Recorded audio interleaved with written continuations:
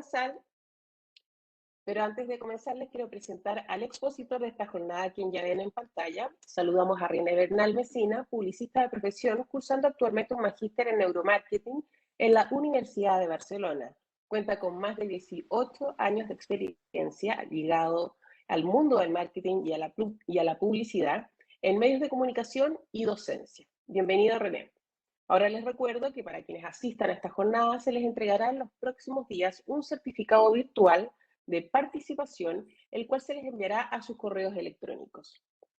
Además, aprovecho de recordarles que en el caso de tener alguna pregunta o comentario, la pueden escribir a través de nuestro chat de Webex y al finalizar el evento serán respondidas por el expositor. En eso sí te voy a pedir un poquito de ayuda, René, porque como estoy ahora desde el celular, no veo mucho las preguntas. Pero ahí Ok, nos vamos comunicando bien, ¿ya? Así que a perfecto. todos les doy muchas gracias por ser parte de esta instancia y esperamos sea de su agrado. Puedes comenzar, René. Buenísimo, buenísimo. Josefa, bueno, buenos días. Muchísimas gracias por la invitación. Muy buenos días, por supuesto, a toda la gente que se ha hecho el tiempo y venir a escuchar, digamos, esta charla que hemos preparado en conjunto con la universidad.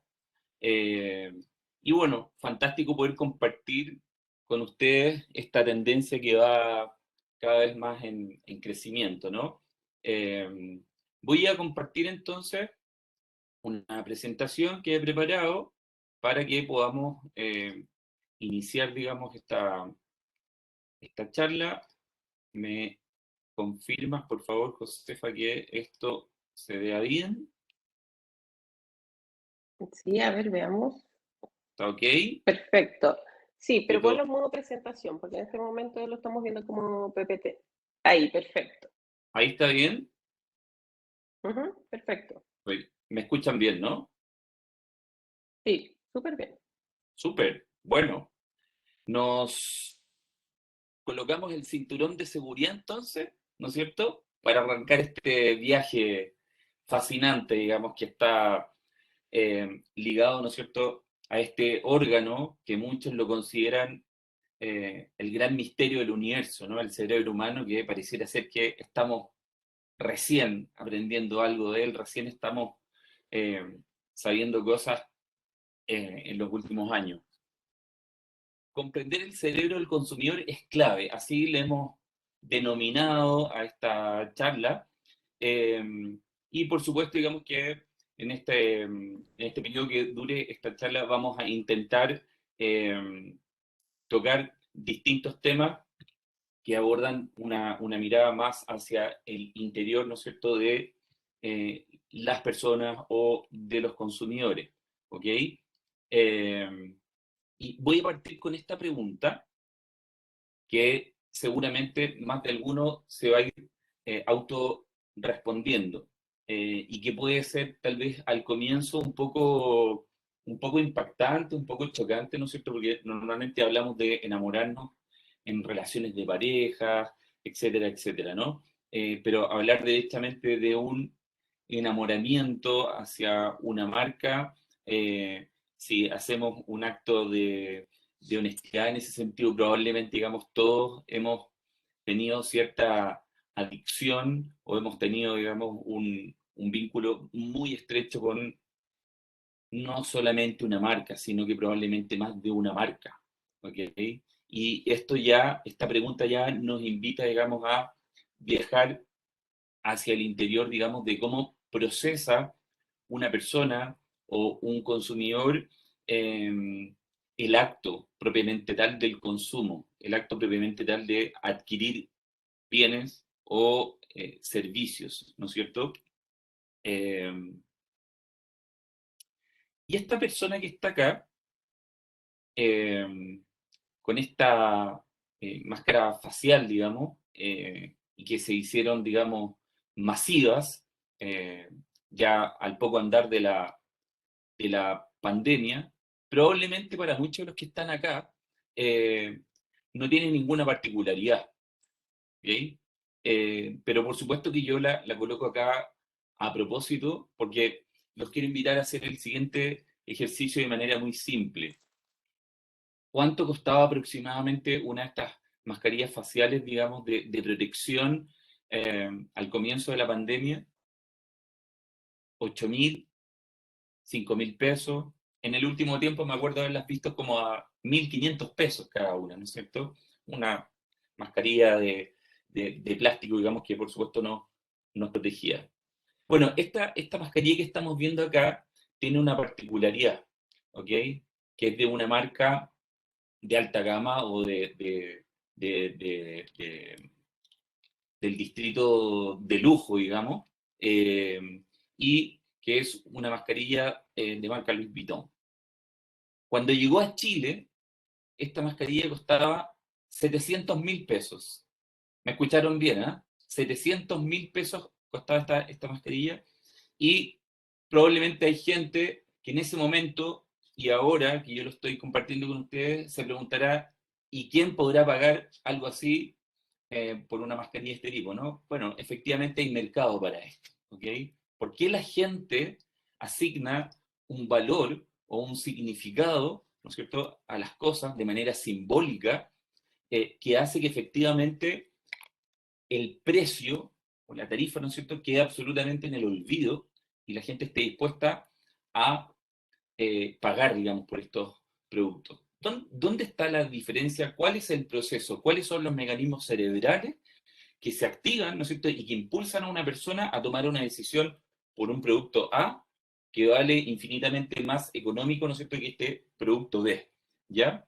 Entonces, de la mano, otra pregunta inmediatamente. ¿Es una locura pagar miles de pesos por un simple bolso de PVC de Louis Vuitton? Que va en la misma línea, ¿no es cierto?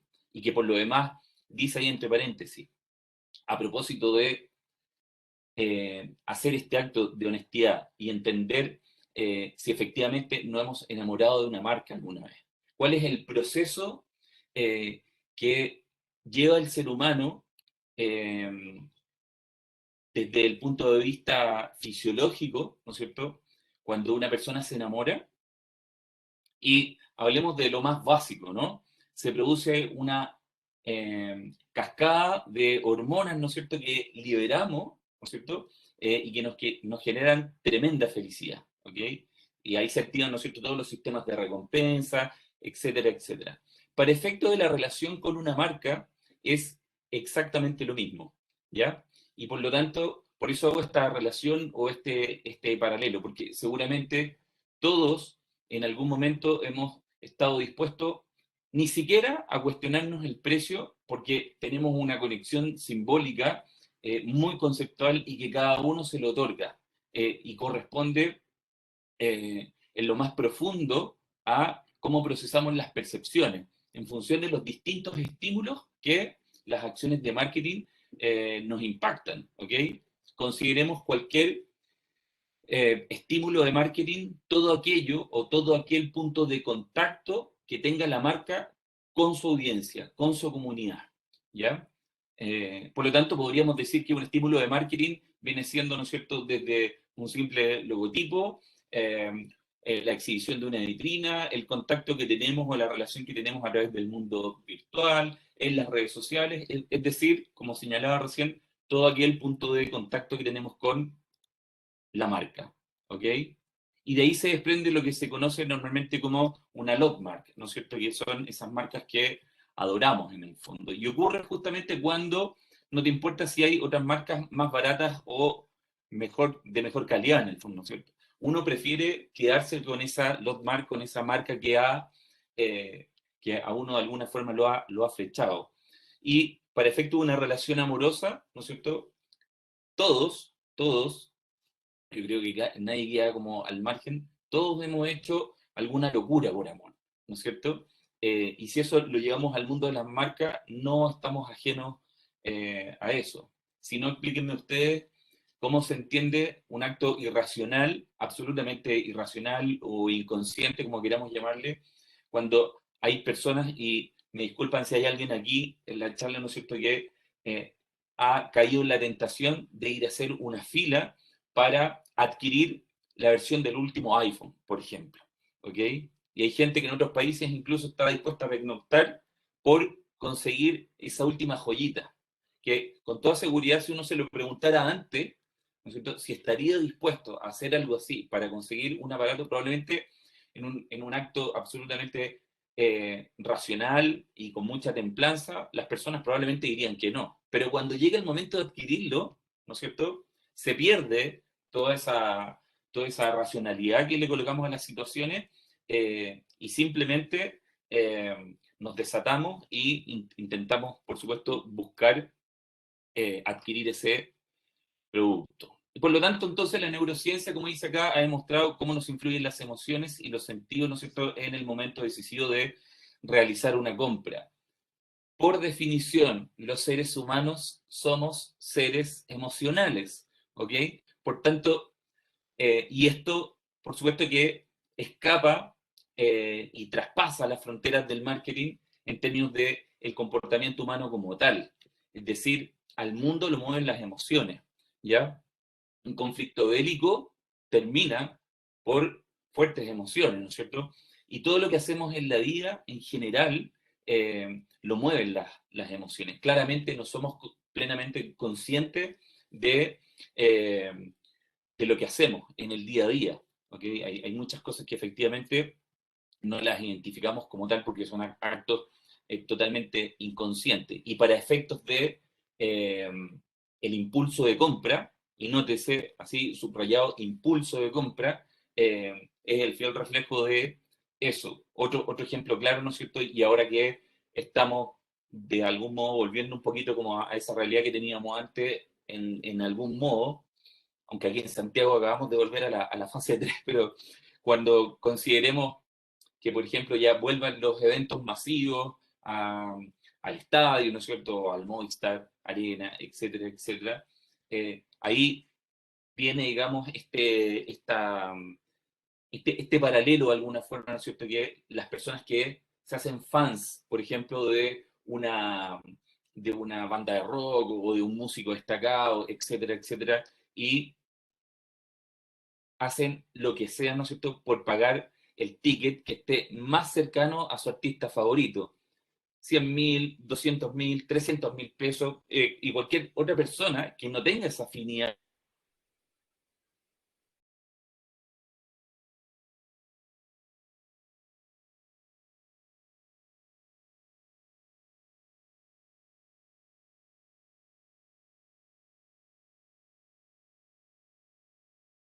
¿Me escuchan bien? Te veo Ahora que... sí, ahora Sí, sí, ya, porque no me ok, estaba escuchando, sí. Pero pensé que perfecto, era yo, perdón. ya, pero seguimos, ¿no? Sí, sí. Súper. Entonces, eh, evidentemente que ahí hay un acto profundamente emocional, ¿ya? Eh, por tanto, a pesar que podemos buscar los mejores precios, como dice acá, pero está comprobado que detrás de cada comportamiento y pensamiento hay siempre una emoción que nos impulsa y motiva, ¿no es cierto?, finalmente a esa eh, acción de compra. Eh, por tanto, digamos, hay una manera distinta de cada uno en función de cómo hemos sido formados y la información que hemos ido ingresando a nuestro cerebro desde que nacemos, nosotros vamos construyendo una realidad, ¿ok? En función de distintos estímulos. La mamá que tuvimos, el barrio donde vivimos, etcétera, etcétera. Y con las marcas, por supuesto, que fuimos influenciados desde pequeños, ¿ok? Por tanto, la percepción de marca es un terreno que hoy día la investigación tradicional de a poco empieza ya a incorporar. Cuando digo la investigación tradicional de mercado, la investigación tradicional de marketing, sí o sí ya se ha ido dando cuenta que efectivamente indagar en esa parte del cerebro que corresponde al lado inconsciente es extremadamente necesario porque desde ese terreno es donde se produce la gran cantidad de decisiones que tomamos, ¿ya? Y para efectos de percepción de marca, claramente hay que considerar y tener en cuenta, ¿no es cierto?, lo que nos inspira, ¿no es cierto?, lo que nos sugiere, la empatía que nos transmite y esa experiencia que nos brinda, cómo nos hace sentir y la credibilidad que nos da. Si tú, Josefa, cualquiera de las personas que está acá caminando por los pasillos de un mall, ve distintas tiendas, distintas marcas, ¿no es cierto? Asociado, por supuesto, a distintas tarifas y precios, ¿ok? Entonces, si yo avanzo por el pasillo de un mall, voy a ver, por ejemplo, ofertas de distintas marcas de zapatillas. ¿Por qué estoy dispuesto a pagar más por una y por otra? Y lo otro que es muy importante, esa diferencia que yo estoy dispuesto a pagar, muchas veces ni siquiera me doy cuenta, ni siquiera mido esa diferencia, porque ese valor, y el valor me refiero no al precio, sino que al valor simbólico y conceptual, se lo doy yo, desde mi interior, desde cómo yo percibo esa marca, qué es lo que me va a otorgar en el fondo, ¿ok? Y muchas veces no nos damos cuenta de eso. Si bien eh, hay gente dentro del mundo de la neurociencia del consumidor, o más conocido como neuromarketing, que habla de que la gente no sabe por qué hace las cosas o que derechamente miente.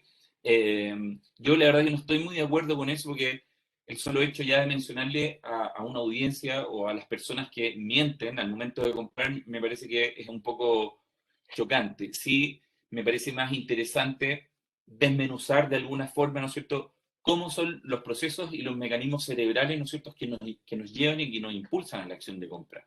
Por lo tanto, todo esto que yo acabo de señalar acá corresponde, ¿no es cierto?, a estos elementos de percepción que son mucho más decisivos que el precio. El precio va a quedar atrás, y eso lo podemos comprobar con millones de productos y servicios, ¿no es cierto?, de marcas exitosas que en el tiempo han comprobado que en la medida que investigan a su audiencia desde un punto de vista mucho más antropológico y no desde lo verbal, vale decir, no se quedan solamente con lo que una persona responde en términos de preferencia, claramente va a poder profundizar eh, mucho más. Las grandes marcas entonces han trabajado esa conexión emocional con su público, son marcas que inspiran, como decía recién, que han sabido identificar justamente esos insights, ¿no es cierto?, que son los factores que motivan a las personas, ¿no es cierto?, y que las impulsan, ¿no es cierto?, a generar estos grandes vínculos que están asociados entonces a esos sentimientos que nos vinculan a una compra o a una marca que nos puede acompañar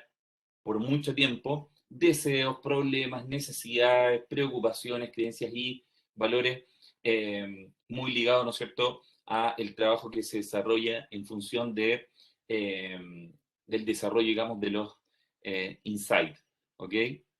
Y a René, propósito disculpa que te de... moleste un poquito, disculpa que te moleste. Mira, has hablado ya varios temas muy interesantes, pero por ejemplo ese tema de que tú decías que muchas veces en los estudios dicen que la gente miente, ¿ya? Eso en realidad generalmente se va como por el lado, por ejemplo, cuando se hacen encuestas, cuando se hacen focus group, que generalmente son temas como más cualitativos, ¿ya? Entonces, no sé, ¿se me escucha bien? No sé, Sí, ¿sí? Ya. sí, Entonces, claro, tenemos por una parte lo que tú estás exponiendo hoy, que es parte de la neurociencia, que podría hacer entender a algunas personas que son como más resistentes a creer en todo esto. Y también tenemos por otro lado la parte como analítica, la parte del data driven, ¿ya?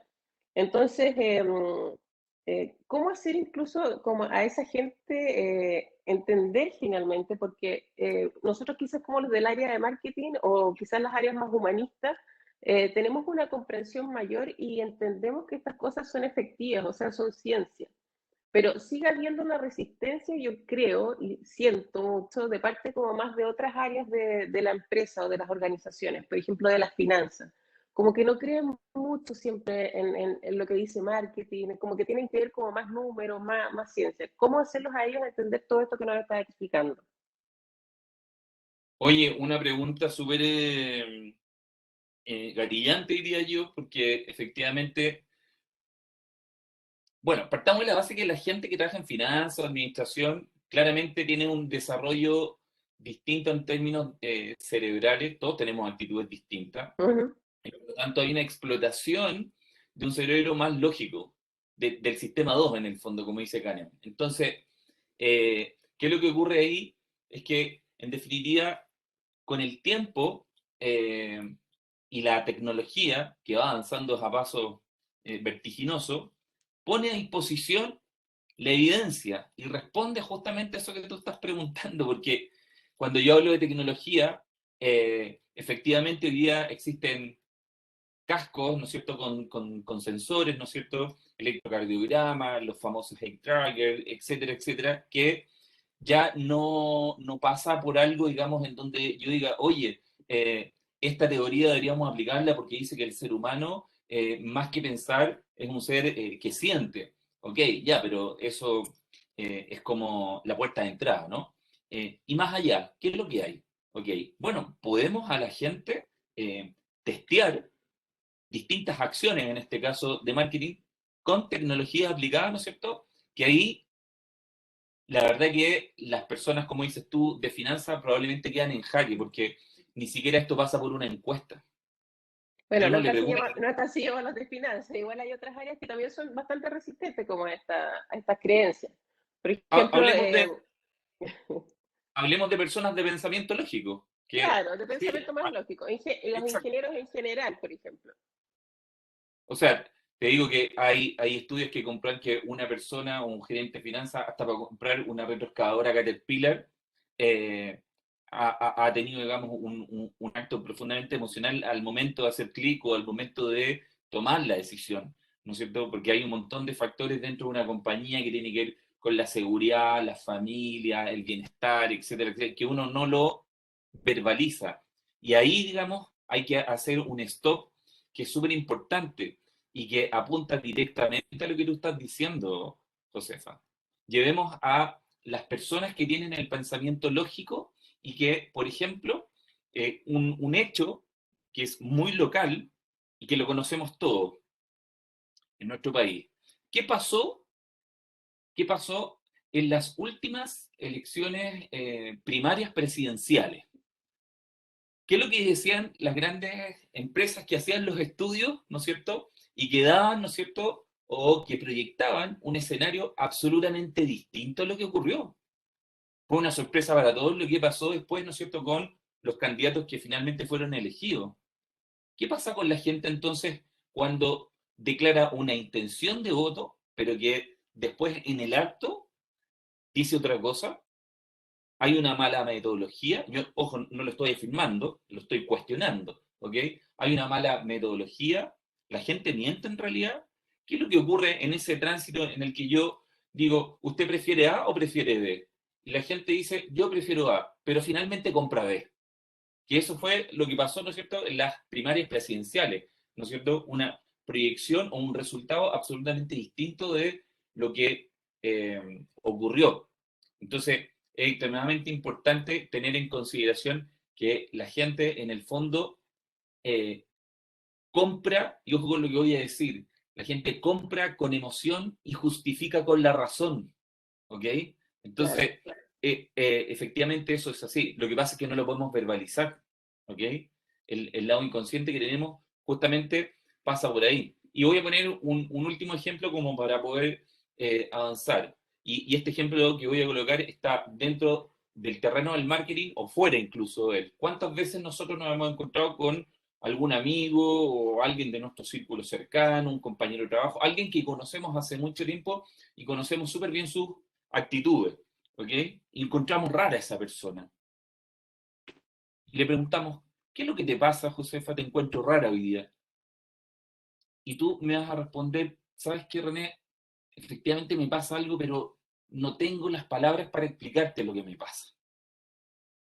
A todos nos ha pasado algo así alguna vez. Tenemos una Ujú. sensación, ¿no es cierto? Tenemos, digamos, algo que nos está incomodando, pero que no Pero la tenemos, puedes verbalizar. no se puede verbalizar. Ese es el subconsciente, ese es el inconsciente que está hablando, pero que está hablando entre comillas, ¿no es cierto? Porque no lo podemos llevar a palabras, ¿ok? Eso para efectos de distintos actos que realizamos en la vida es así y no se puede cambiar. Nuestro cerebro está programado de esa manera. ¿Te fijas? Perfecto. Bueno, Y de acuerdo con lo mismo, y antes, como para finalizar, tenemos una pregunta de Nicolás Lillo, que te la hago a ti, René, que dice que la emoción que nos impulsa a adquirir cosas se relaciona directamente a las necesidades de sustentar dicha emoción. Por ejemplo, si estoy triste, comprar un helado me produce felicidad. En síntesis, ¿es sustentar algo con otra cosa? absolutamente. Ese es el sistema de recompensa que se activa. Y si esto lo llevamos al consumo, como lo dice la persona que genera la pregunta, hay actos realmente que están, digamos, al borde de la locura, ¿no es cierto? Personas que muchas veces se encuentran en un estado de tristeza o pasando, digamos, un periodo complejo, eh, abren su billetera o su cartera, ven una tarjeta de crédito que está disponible, que tiene saldo, ¿no es cierto? Y no se dan cuenta que están metidos dentro de un mall haciendo pedazos la tarjeta. ¿Te fijas? Mucha gente, perfecto, digamos, de compensar momentos anímicamente complejos, ¿no es cierto? Justamente lo compensa con el consumo, con situaciones, productos o servicios que nos den felicidad, justamente para poder nivelar, ¿no es cierto? Ese sistema, digamos, o ese estado anímico. Pero claramente, digamos, ¿cómo se llama? El acto de consumo está directamente relacionado también con las emociones, como decía recién. ¿Ya? Perfecto.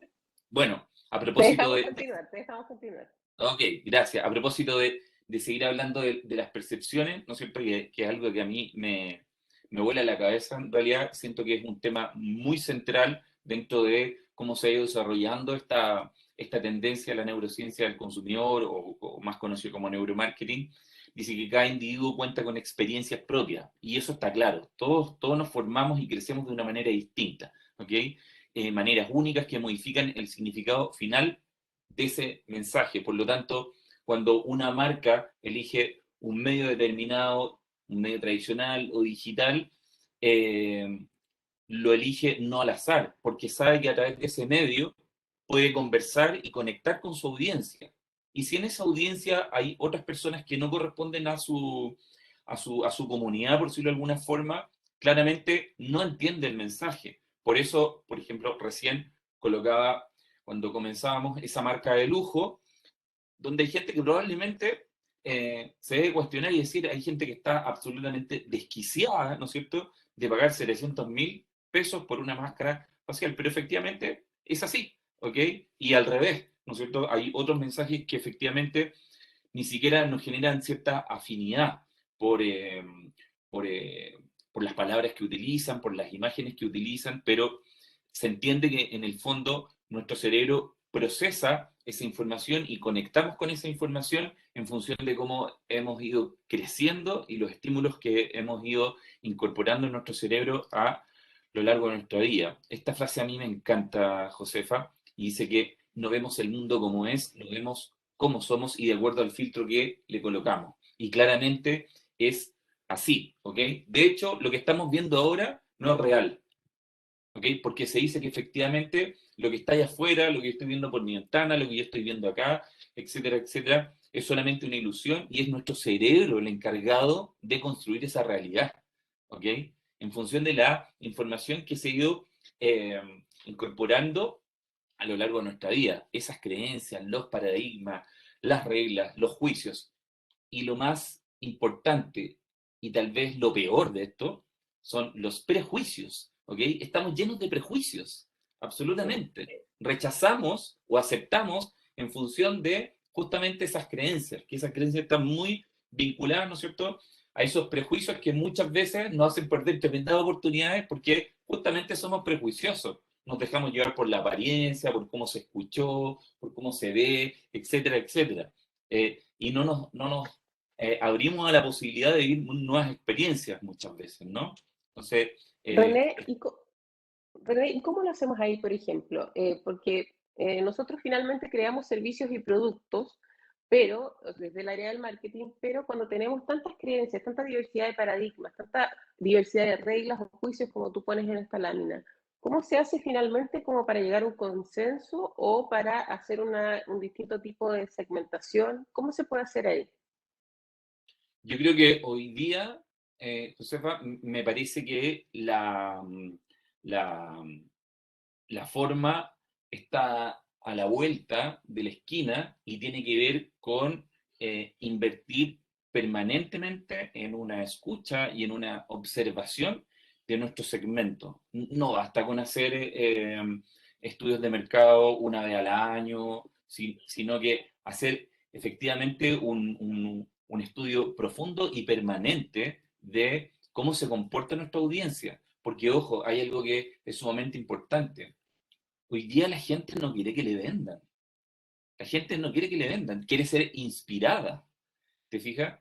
Entonces, cuando yo hablaba recién que se desprende, ¿no es cierto?, esta cascada de dopamina, ¿no es cierto?, en esta misma relación de amor que tenemos con una persona. Para efectos de una marca es lo mismo. Si yo tengo una marca predilecta, ¿no es cierto?, y llega otra que me empieza a seducir, ¿no es cierto?, probablemente le voy a poner atención.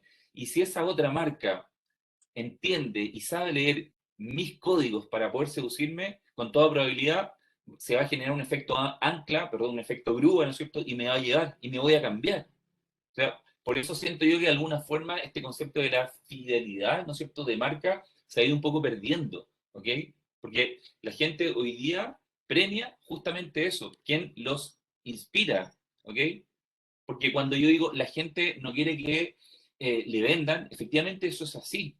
Hoy día prácticamente, Josefa, y para todos por supuesto, estamos viviendo en una especie como de coma de la información. ¿Con cuánta información nos vemos impactados en el día a día? Por supuesto que nuestro cerebro no es capaz de No es procesar toda imposible. esa información. Es imposible, es demasiada la información. Y más encima sufrimos de una sensación de querer como estar presente en todo y ojalá estar enterado de todo. Como que un día nos entramos a una red social y creemos que nos estamos perdiendo el mundo entero. ¿Te fijas? Y eso no es René, así. y actualmente con lo que nos está pasando, por ejemplo, con el hecho de la pandemia, cuarentena, fase uno, fase 2, fase 3, lo que sea, hemos visto distintos comportamientos del consumidor. Antes, dentro de todo siempre, ¿de qué nos agarramos las empresas? Porque dentro de todo siempre había como una línea de comportamiento de las personas y que podíamos ir viendo distintos tipos como de destellos que iban cambiando. Sin embargo, ahora, incluso las rutinas de las personas han cambiado absolutamente.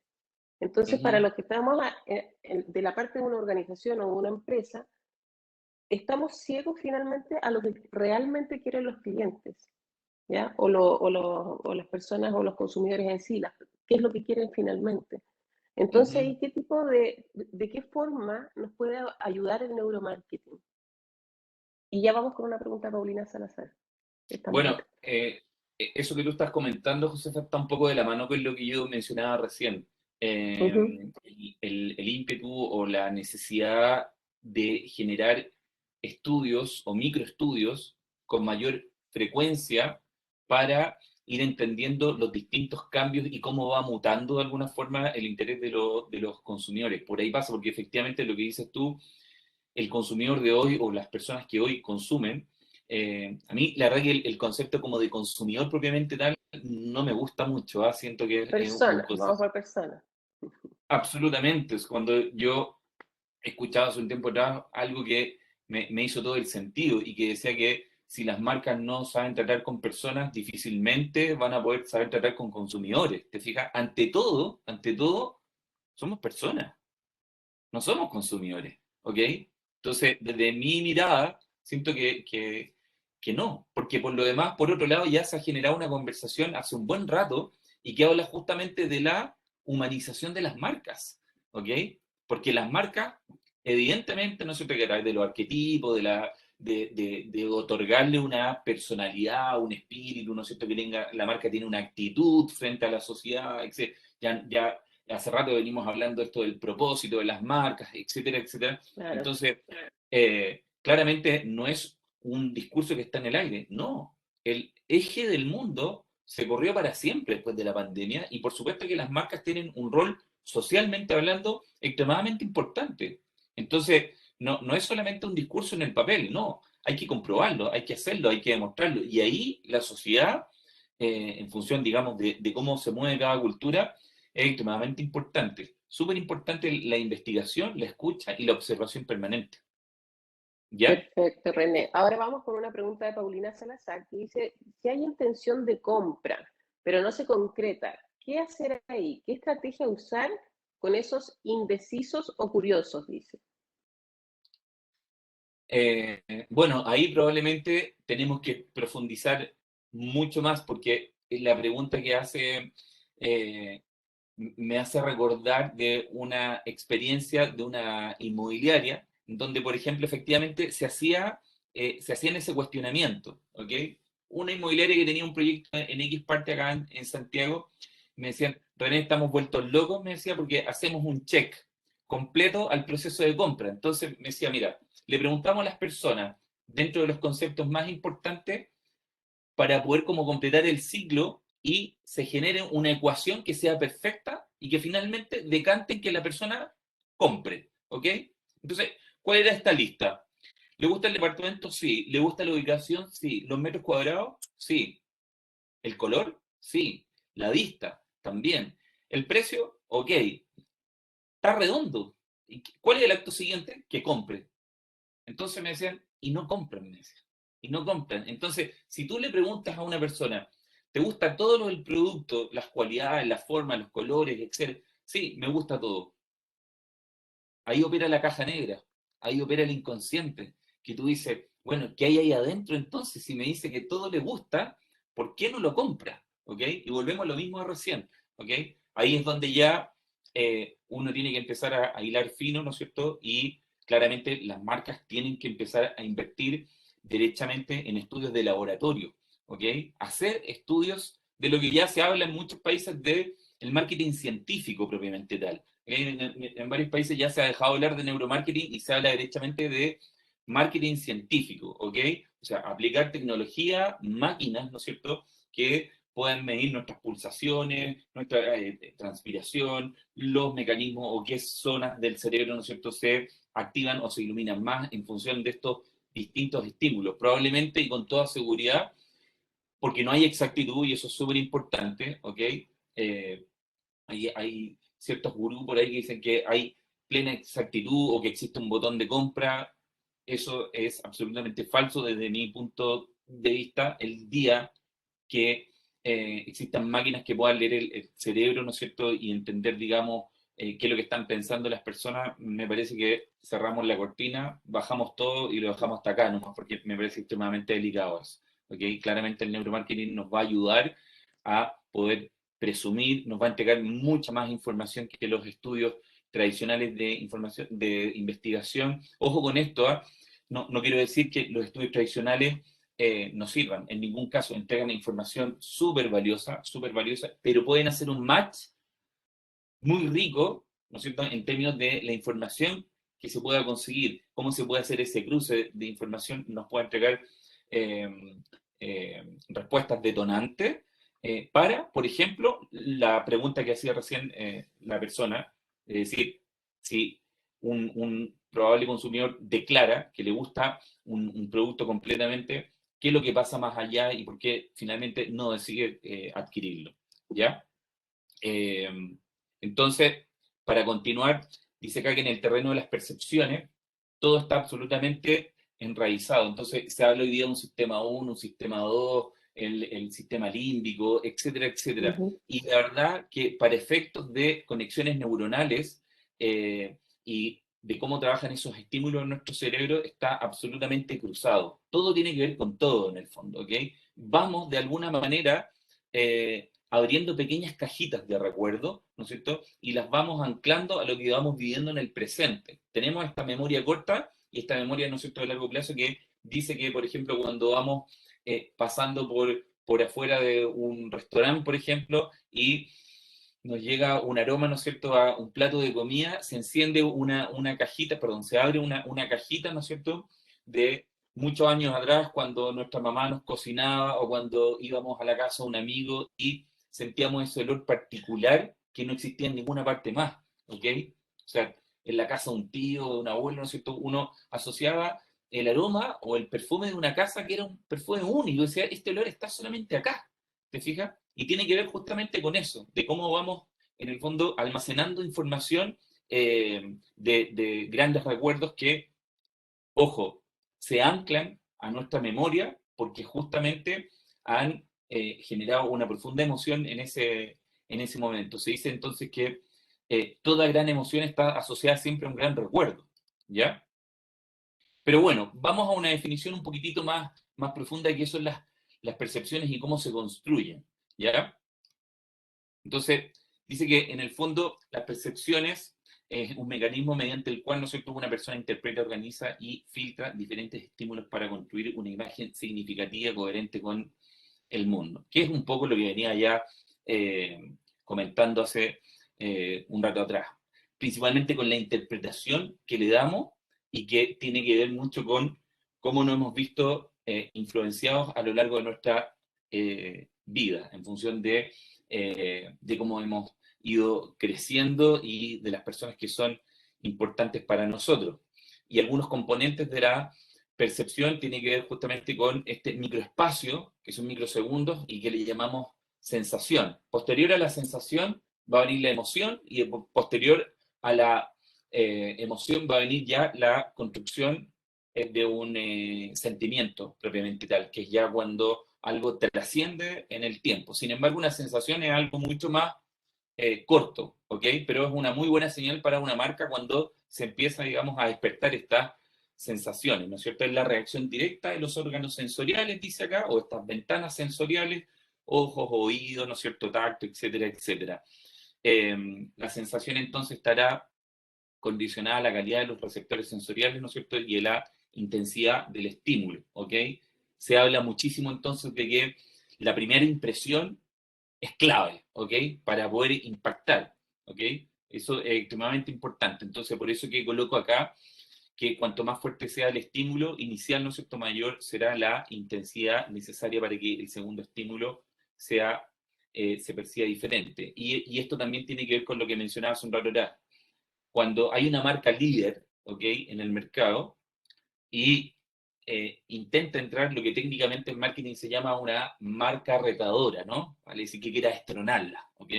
Es aquí entonces donde se debe estudiar súper bien cómo yo voy a diseñar ese estímulo para justamente intentar ocupar un lugar, un espacio en la mente de ese probable consumidor, porque esa primera marca líder lo que ha hecho, o lo que muy bien ha hecho, es lo que se conoce como comúnmente un tatuaje mental, ¿ok? Es decir, tenemos de alguna forma nuestra mente, haciéndolo de manera figurativa, por supuesto, tatuada, ¿cierto?, con distintas imágenes, y en el caso, digamos, del mundo comercial o del mundo del marketing, lo tenemos tatuado llenos de imágenes de marca, ¿ya? René, Eh, y aquí hay una pregunta que nos hace Isabel Coronel, que tiene que ver en realidad con lo que estabas hablando recién sobre las percepciones y todo eso. Dice, ¿qué opinas? ¿Podemos influir en ese filtro de las personas o nos concentramos en trabajar en nuestra autenticidad de marca? Isabel Coronel, qué bueno que estés acá. Había, eh, había yo leído hace un tiempo atrás algo que tenía que ver con ¿cómo se llama? Con esto de las percepciones y cómo intentar buscar mecanismos para poder modificarlas. Algo que también me cuestionaba harto, fíjate, por lo tanto encuentro que es una pregunta súper natural que bueno, digamos que nos estemos siempre como cuestionando esto de ver cómo yo puedo inducir o cómo puedo generar ciertas tácticas para de alguna forma llevar por el camino que yo quiero, o que la lectura que yo estoy intentando, perdón, la conversación que yo estoy intentando tener con esa nueva audiencia, logre conectores, logre identificar esos conectores. Es decir, si una marca haciendo, digamos, una, una gráfica imaginaria en una torta, digamos, de mercado tiene cierta participación, evidentemente que una marca lo que quiere, ¿no es cierto?, es quitarle participación de mercado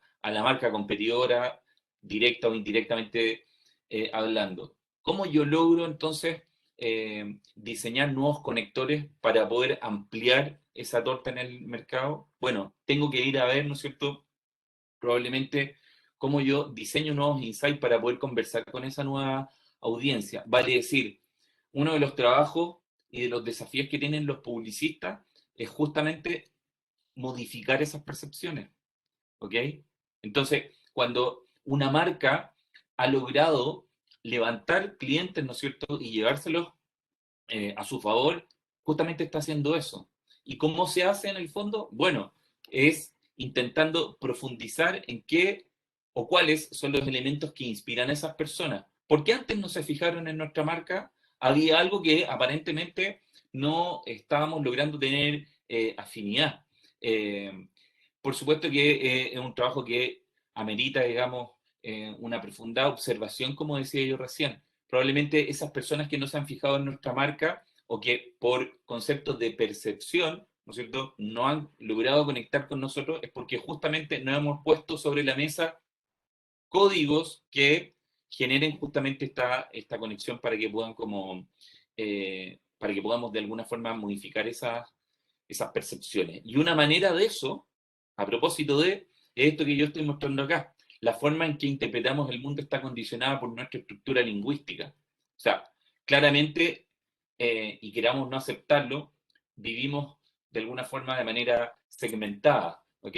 Hay personas que claramente, ¿no es cierto?, no pueden ingresar a una conversación porque no manejan esos códigos y viceversa, ¿no es cierto? Como dice acá, el lenguaje es un limitador o potenciador, ¿no es cierto?, de procesos de experiencia. Por lo tanto, digamos, ese lenguaje no tiene que ver necesariamente con lo verbal, ¿ok? Es como yo leo el mundo en general. O sea, si voy al supermercado y veo en una góndola un envase de X producto y paso de largo, bueno, ahí también hay una conversación visualmente hablando. No me dice nada ese envase, ¿ok? La tipografía, los colores, las formas, la posición en la que está, etcétera, etcétera. El lenguaje tiene que ver también con el lenguaje visual, ¿ok? Por lo tanto, hay elementos, digamos, que son extremadamente importantes. Si una persona, por ejemplo, ha consumido toda su vida vinos tradicionales, por ejemplo, que es un ejemplo del que siempre hablo, eh, desde ya un par de años empezaron a surgir, ¿no es cierto?, estas viñas emergentes, ¿ok? Ujú. Y con gente joven que Las se piñas atrevía, boutique. exactamente, que se atrevía, ¿no es cierto?, a colocar una etiqueta de vino roja o amarilla, ¿te fijas? Porque en general, eh, a propósito de percepciones, desde mi mirada, uno entra al pasillo, digamos, donde está la exhibición de los vinos y todas las etiquetas son súper fome, son todas iguales, son todas planas, te fijas, todo así como serias, formales, ¿no es cierto? El vino es como... Pero cuando empiezan a aparecer estas viñas emergentes, aparecen también diseñadores que se atreven, ¿no es cierto? Porque quieren hablarle a otra audiencia. Ahí hay un ejemplo claro, ¿no es cierto? Que empiezo a abrir mi abanico de posibilidad de cómo puedo ampliar, digamos, mi mercado y empiezo a entender, digamos, que hay otra gente que quiere ver una etiqueta más fresca, más atrevida, ¿no es cierto?, que le hable a él directamente de acuerdo a la personalidad que tenga. ¿Ok? ¿Ya? Bueno, las percepciones en el círculo más íntimo, y aquí un poco descifro esto que estábamos hablando recién, cómo se construyen finalmente, ¿no es cierto? Y el impacto que tienen desde dónde crecimos, nuestro barrio, el primer colegio, los primeros amigos, los juegos favoritos, el plato preferido, todas y cada una de estas cosas que yo estoy mencionando acá son extremadamente importantes porque claramente a medida que vamos creciendo no nos damos cuenta. Es el cúmulo de la vida, ¿no es cierto?, que nos va otorgando y nos va sumando y nos va quedando algo en nosotros. De alguna forma nos vamos mimetizando con las personas más cercanas, ¿ok? Y nos van quedando ciertos hábitos que hemos adquirido desde muy pequeño. De hecho, se dice que la personalidad de una persona se define entre los 4 y los 3 años de edad, ¿no es cierto? A partir de ahí, pero de acuerdo a cómo hemos sido influenciados, digamos, en esos primeros años de vida, va a ser clave, digamos, para la definición de la personalidad, ligado a cómo en el fondo nos comportamos en la vida, ¿no es cierto? Ligado a estos patrones de conducta, como dice acá, que son extremadamente importantes porque ese patrón de conducta va a dictar el resto de nuestra vida cómo vamos a ser. Tímidos, extrovertidos, ¿no es cierto? Analíticos, reflexivos, etcétera, etcétera. Todos tenemos en un círculo de amigos y los podemos reconocer fácilmente. No sé, Josefa es la ordenada del grupo, Fabián es el analítico, no sé, Carolina, ¿no es cierto?, es buena para la talla, etcétera, etcétera. Todos tenemos algo que nos simboliza nuestra personalidad, ¿ok? Hacemos el ejercicio rápidamente, todos tenemos amigos con distintas actitudes y atributos. Eso es un patrón de conducta claramente que trasciende en la vida en general. Y son estructuras, como dice acá, y la base a través de las cuales creamos nuestra realidad y cómo nos relacionamos con el resto del mundo. Y esto es súper importante, ¿eh? La personalidad y la conducta de cada individuo, dice, es el resultado y la mezcla de las 5 personas más importantes que nos rodean en la vida. Ojo con esto, ¿ok? Papá, mamá, hermanos, primos, abuelos, amigos, etcétera, etcétera, por mencionar algunos. Claramente lo que yo hago acá, Josefa, y para todos, es colocar en el contexto, digamos, de una familia de lo que normalmente se ve. Por supuesto que hay personas que nacieron y crecieron, digamos, no en un contexto de lo que se entiende como una familia tradicional, ¿no es cierto? Que por lo demás es súper respetable, pero eh, todos tenemos un pedacito de nuestra mamá, un pedacito de nuestro papá, en términos de cuál es nuestra actitud en nuestra vida. O sea, claramente nos encontramos con un primo, un amigo, y decimos, oye, tú hablas igual que tu papá, o tienes una actitud igual a tu mamá, ¿no es cierto? Te parece mucho a tu abuelo la forma en que gesticulas o te mueves, etcétera, etcétera, ¿no es cierto? Entonces, es muy importante entender, ¿no es cierto?, que por ahí hay, pues yo diría que están los pilares más sólidos de cómo en el fondo se construye nuestra personalidad, ¿ok? Y qué tan importante que hagamos conciencia también de que, sobre todo los pequeños, digamos, que dependen de nosotros y que son claramente influenciados. Se dice en el fondo que la mejor forma de enseñar, o sea, no la mejor forma, tal vez la única forma de enseñar, ¿no es cierto?, es a través del ejemplo. ¿Te fijas? Y en el caso de los niños, ¿no es cierto?, que ven a los adultos y que claramente van a ser el resultado de lo que yo estoy exponiendo acá, extremadamente importante. Y eso, por supuesto, que también está súper ligado a el tema de las percepciones, ¿no? No somos plenamente conscientes, y eso es individual, ¿no es cierto?, de las percepciones individuales, perdón, simultáneas que estamos interiorizando, dice acá. Esto se debe a que, ¿no es cierto?, la gran cantidad de mensajes que recibimos cotidianamente, y por eso coloco abajo que, y aquí probablemente fui generoso con la cantidad de mensajes, sobre 7.000 mensajes de marca vivimos a diario, ¿ok?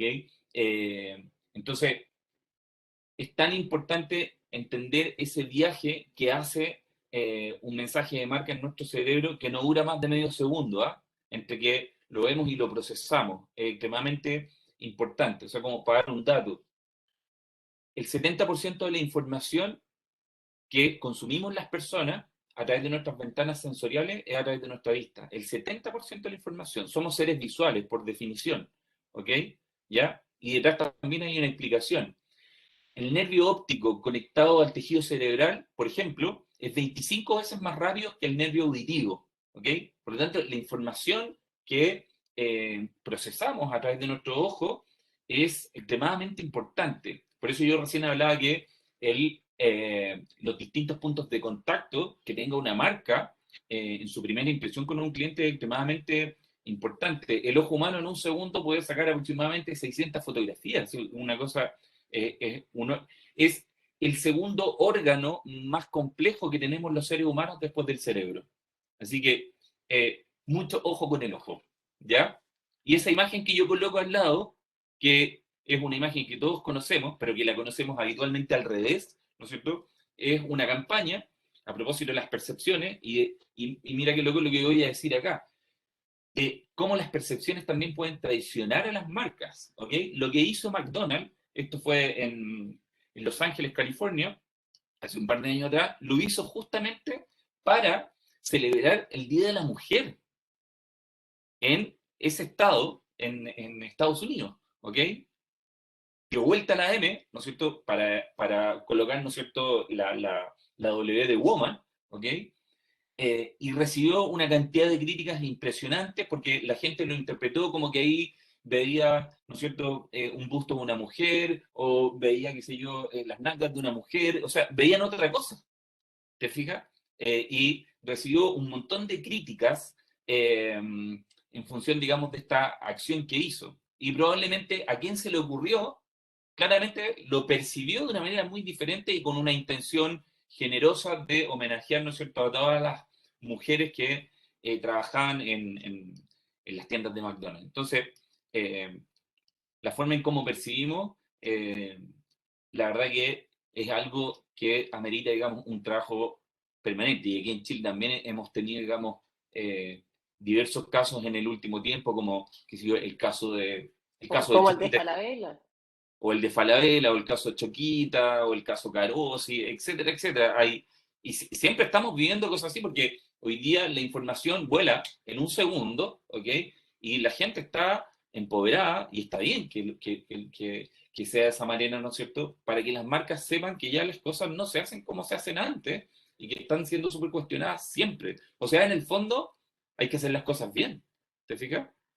Dice que el ser humano recibe los mensajes que se le envían en dos planos simultáneamente, en el plano consciente e inconsciente. Y aquí voy a compartir un ejemplo con ustedes. Dice que la marca de autos Chrysler, ¿no es cierto?, realizó una investigación con técnicas de neuroimágenes a 12 hombres, presentándoles fotografías de 66 modelos de autos distintos, ¿ok? 22 deportivos, 22 sedán y 22 pequeños, ¿ya? Mientras los participantes observaban las imágenes, el tomógrafo, que es un aparato que uno cuando vive a una clínica, uno se acuesta, ¿no es cierto?, y hacen como resonancias magnéticas, muy similar a eso, ¿ok? De Permitió quedarse quieto. exactamente, que te ponen unos audífonos, en fin. Eh, Dice que permitió detectar que los autos deportivos activan un centro del cerebro que normalmente es estimulado por el alcohol y el sexo, y que los modelos que presentaban focos principales con forma de ojos generaban actividad cerebral en el área del reconocimiento de rostros. Y con los autos nos pasa mucho este efecto de la pareidolia que se llama, ¿no? Que estamos siempre como asociando con rostros humanos. Y no solamente con los autos, que es muy simbólico por lo demás, pero vemos una nube como con dos orificios y pensamos inmediatamente que es una cara, ¿no es cierto? Como que lo asociamos inmediatamente. Pero es porque nuestro cerebro está programado de esa manera. Al parecer tenemos una especie de sensor que busca elementos o algo que se le asemeje desde el punto de vista de similitud del rostro, ¿ya? Claramente estas investigaciones entonces pueden descubrir aspectos que activan sistemas de recompensa del cerebro, dice acá, y entregan valiosa información para diseñar estrategias que atraigan a los consumidores hacia las marcas, no sé, a través de experiencias placenteras. Y en definitiva, entonces, ¿qué significa razonar y decidir con situaciones vinculadas al proceso de consumo? Las imágenes, entonces, con las que razonamos para satisfacer una necesidad son una mezcla de las imágenes de proceso. Por eso es tan importante, en el fondo, generar una investigación permanente. Ojalá todas las piezas gráficas, todos los videos, ojalá todo se pudiera testear con esta tecnología. Claramente, hoy día es un costo alto, a pesar que en los últimos años ha bajado mucho el costo de poder testear las distintas acciones, y esperamos que cada vez la tecnología en ese sentido, Josefa, es súper vertiginosa, ¿ok? Lo que ayer costaba miles de pesos, hoy día es bastante más fácil poder adquirirlo. Y en ese sentido, O entonces, de pronto hasta con una aplicación. Ahora últimamente hasta con una aplicación de repente puedes hacer algunos tipos de estas cosas. exactamente, o sea, de hecho hoy día existe una empresa que se llama, bueno, existe ya hace mucho rato, que se llama Todipro, y que es líder en el mercado para efecto de desarrollo de tecnología, y desarrollaron un poco antes que comenzara la pandemia un sistema que permite hacer seguimiento ocular y poder hacer medición de las expresiones faciales para poder deducir qué emociones están experimentando las personas, ¿ok? Y eso antes se hacía en un laboratorio de neuromarketing. Tenías tú que llevar un grupo de personas para tener una muestra, ¿ok? Y hoy día se puede hacer a través de la cámara, así tal cual como lo estamos haciendo ahora, o a través de la cámara del mismo smartphone. Entonces, claramente son avances súper importantes, te fijas, porque facilita, o sea, yo disparo un correo acá y puede llegar al Congo, a Vietnam, a Santiago de Chile, etcétera, etcétera, y puedo tener una muestra así muy, muy, muy rápida, ¿ok? Y esto es muy Ahora importante. igual eso mismo que nos dice René, porque claro, efectivamente son, todo lo que tú nos cuentas igual son cosas que son relativamente caras, como para algunos tipos de empresas, por ejemplo para las pymes. Pero igual hay, podríamos dar algunos tips, por ejemplo, respecto a lo que son las sensaciones. Por ejemplo, muchas tiendas de ropa, de e-commerce, que se venden a través de Instagram, por ejemplo, han implementado el hecho de, con algún tipo de aroma, identificar su marca. Eso también es neuromarketing. Entonces, así como dar algunos tips que sean como chiquititos, que también puedan servir a estas personas. O, por ejemplo, el caso de algunos locales comerciales, que también te lo envían obviamente a través de e-commerce, a través de... a través de algún tipo de aplicación o lo que sea, que te dejan, por ejemplo, uno de esas caluguitas que uno se comía cuando es chico. Entonces eso también es como que van al subconsciente. Entonces, cómo de repente aplicar cosas que en realidad no tenemos los mecanismos en una pyme quizás, de contratar quizás a gente de neuromarketing, ponerle todos estos aparatajes y todo, y cómo hacer como cosas también que sean como más simples. Claro, sí, de todas maneras. Eh, bueno, primero consideremos lo que mencionaba hace un rato atrás, cuando yo decía que somos, por definición, seres visuales. Si el 70% de la información que consumimos las personas entra a través de nuestros ojos, por lo tanto, la parte estética tiene que ser extremadamente importante. Si una marca, por ejemplo, y esto ya lo llevamos al día a día, ¿ok? Si tienen los recursos, por ejemplo, para poder generar un buen banco de imágenes, no escatimar en eso, trabajar buenas imágenes, excelentes imágenes, buenísimas imágenes. Entendemos que hoy día los teléfonos sacan súper buenas fotos, ¿ok? Pero si una empresa ya le empieza a ir un poquitito mejor y puede pagar a un fotógrafo, fantástico que lo puede hacer, ¿ok? La luminosidad, como dices tú, muy importante. Si una marca, por ejemplo, decide o se identifica según la personalidad que ha definido trabajar con un tipo de tipografía, que no en cada publicación esté cambiando eso, porque en el fondo habla de una coherencia y el cerebro también lo identifica de esa manera, ¿ok? El tono de la comunicación también es súper importante. Si yo tengo una actitud en relación al entorno, digamos, a la comunidad a la que yo le hablo, pero una cosa, digamos, es es el contenido y otra cosa muy distinta es la forma en cómo yo comunico eso. Por lo tanto, me van a interpretar permanentemente con una actitud que siempre es la misma. Y eso habla de una coherencia de marca, ¿te fijas? Por lo tanto, la gente sabe que la marca siempre te va a hablar y siempre va a tener una actitud similar, ¿ok? De otra manera, es como cuando uno se encuentra con un amigo, ¿no es cierto? Y tiene una actitud eh, distinta a lo habitual, uno queda de alguna forma como descolocado, ¿no es cierto? No entiende qué es lo que está sucediendo. En el caso de las marcas, exactamente igual, ¿ya? Eh, por lo tanto, en ese sentido, me parece que es súper importante como trabajar lo visual. Eso está muy a la mano, son recursos que están ahí, ¿ok? Y que son fáciles de poder como implementarlo, ¿ya? Eh, bueno, lo que mencionaba recién tenía que ver justamente como una forma de ratificar que sobre el 90% de las decisiones son de carácter eh, emocional.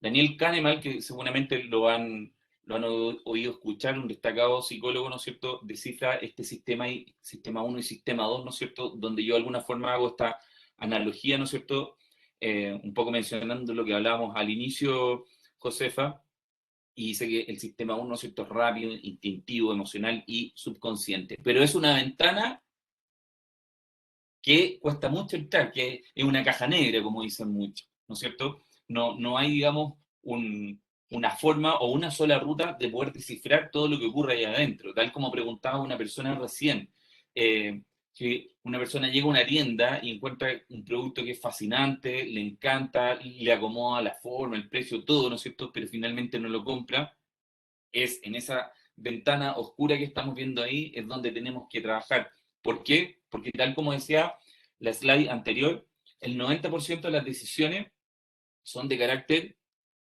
inconsciente o subconsciente. O sea, vale decir, en este lado del cerebro es donde está el 90% de las decisiones que tomamos, pero no sabemos cómo se toman. ¿Te fijas?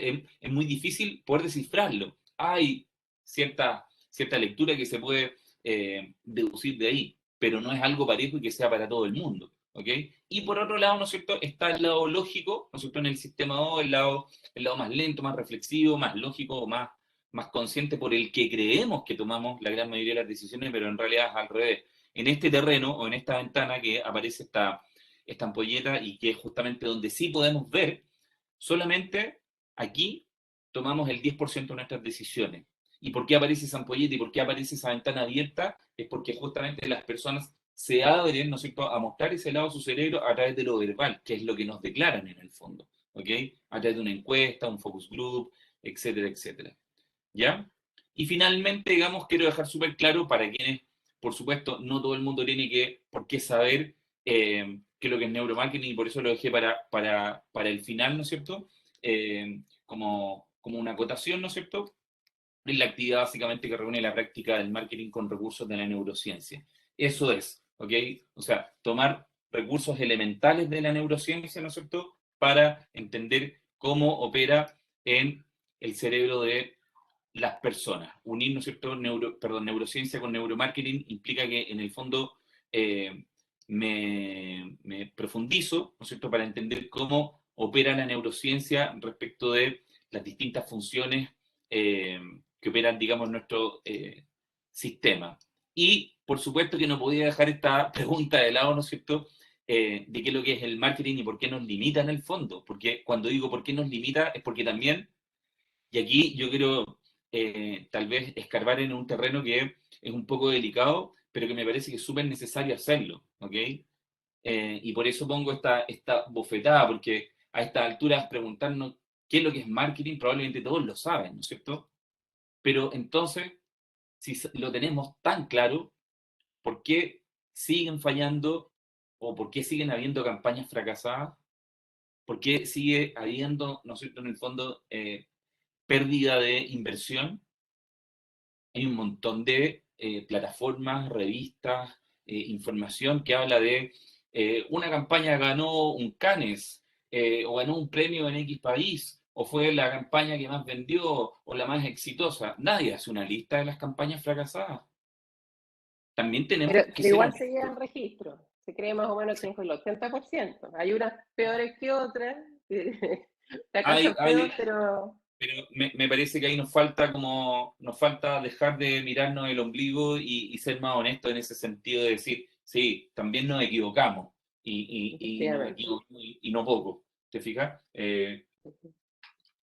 Así que en Ah, ese sentido, ahora, mira, cuando estábamos mostrando el cerebro así, la slide del cerebro, hablaste de Daniel Kahneman. Nos estaban preguntando cómo se llamaba. Daniel Kahneman es con K, él es un psicólogo, si mal no recuerdo, que ganó un premio Nobel el año 2002, ¿cierto? ujú, El premio es Nobel, un, de hecho, fue de economía. O sea, fue algo nada que ver. Él es psicólogo, pero que ganó de economía. o sea, Para a que, para, independizar. claro, para que ahí lo anoten. Daniel Kahneman, con K. Sí, Kahneman.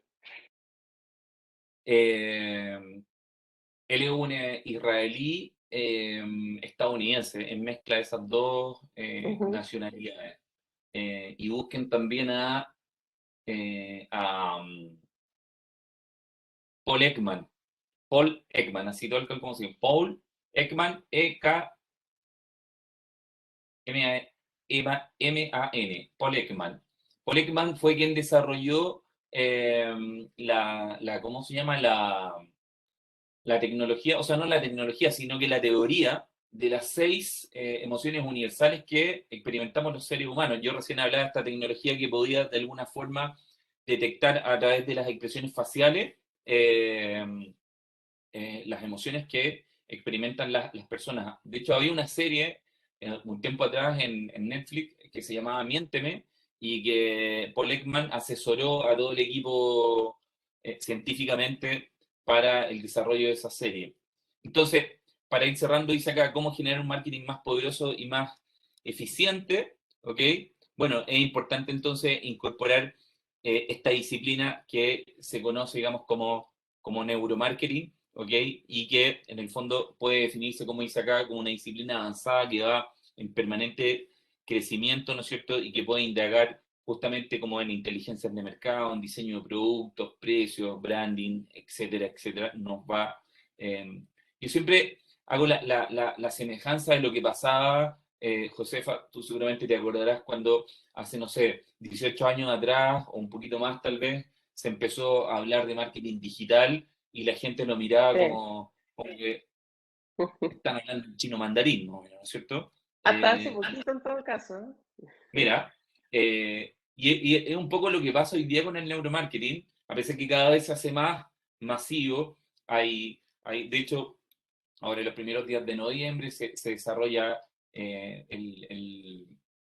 ¿cómo se llama? El Congreso Mundial de Neuromarketing, hay asociaciones en Europa, ahora en México también se armó otra asociación importante.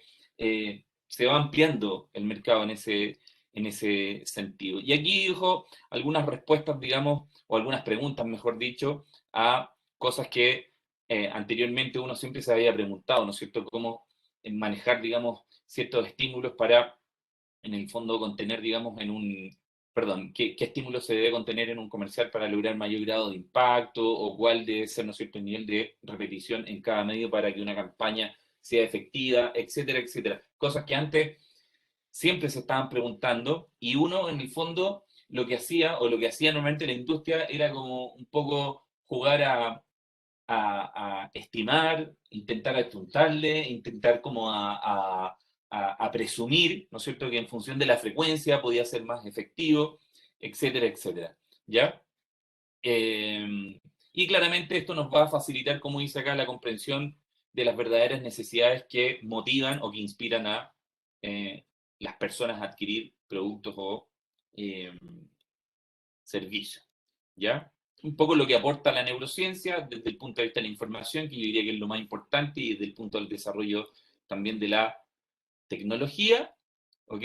Clave va a ser entonces para la neurociencia respecto de descubrir nuevos estímulos, ese desarrollo y esa bajada de cómo impactan los estímulos es súper importante, porque así logramos tener una conversación mucho más fluida con nuestra audiencia, y para entenderlo, ¿no es cierto?, y dejarlo súper claro, se asume, ¿no es cierto?, que son como estímulos, sucesos medioambientales capaces de ser detectados por nuestros receptores o nuestras ventanas sensoriales, y siempre lo coloco de esa manera. Tenemos como una especie de radar cuando despertamos, ¿no es cierto? Y en cada momento vamos a la cocina a hacernos un café, y la ventana sensorial nos avisa, ¿no es cierto?, dependiendo de lo que nos ocurra, si nos vamos a quemar con el café, si hay un semáforo en rojo cuando salimos a la calle, si no está ladrando un perro, etcétera, etcétera. ¿Ok? Y esta frase a mí me encanta y por eso la quiero compartir con ustedes: la gente olvidará lo que dijiste, la gente olvidará lo que hiciste, pero la gente nunca olvidará cómo le hiciste sentir. Por eso ratifico una vez más, somos seres emocionales, y por lo tanto, digamos, las sensaciones, las emociones y los sentimientos que despertemos en las personas a través de las acciones que hagan las marcas es muy, muy importante. Y con esto cierro. El marketing, es la ley número 4 de las leyes inmutables del marketing, que probablemente muchos de los que están acá lo saben, ¿ok? De esas 22 leyes, la ley número 4 dice que el marketing no es una batalla de productos, es una batalla de percepciones, ¿ok? Perfecto. Ahí están mis René, datos. Si alguien quiere, disculpa, Josefa, perdón, sí, dale, adelante. dale. No, No, bueno, René, las- agradecerte más que nada por esta charla, agradecerle también a todos nuestros egresados y a quienes se pudieron conectar. De verdad que estuvo muy interesante, sobre todo los que nos gusta más esta área. Y también invitarlos en realidad a todos ustedes a revisar nuestro sitio unegocios.utile.cl para que vean todos nuestros diplomados y cursos, y ahora también nuestras soluciones corporativas que tenemos para todos ustedes. Y también que nos sigan en nuestras redes sociales. Nuestras redes sociales tenemos LinkedIn, tenemos Instagram, tenemos Facebook. Síganos en nuestras redes porque generalmente estamos mostrando nuevas charlas, nuevos temas que tienen que ver con las organizaciones, que son muy interesantes para ustedes y en general son todas gratuitas. Así que no pare el conocimiento. Te agradezco mucho, René, por esta mañana de todo esto de neuromarketing que nos has enseñado. Así que muchas gracias, todos nos están dando felicitaciones, que fue muy didáctica, así que te agradezco a ti y a todos los que estuvieron en esta charla. Feliz, muchas gracias por la invitación, Josefa. Encantado de haber estado aquí, encantado de haber compartido con todas las personas que llegaron. Y la verdad que esto es un mundo que invita a crecer, a seguir aprendiendo. Sobre todo, yo en ningún caso me creo un experto, sería un patudo si me creyera un experto, que imagínate, hay gente desde el punto de vista de la medicina que ha llevado su vida entera estudiando el cerebro humano, se murieron y probablemente no vamos a entender muchas cosas del cerebro. Así que es un crecimiento y un aprendizaje permanente. Así que muchísimas gracias. Gracias a todos entonces y nos vemos en una próxima oportunidad. Chao, chao. Chao, chao.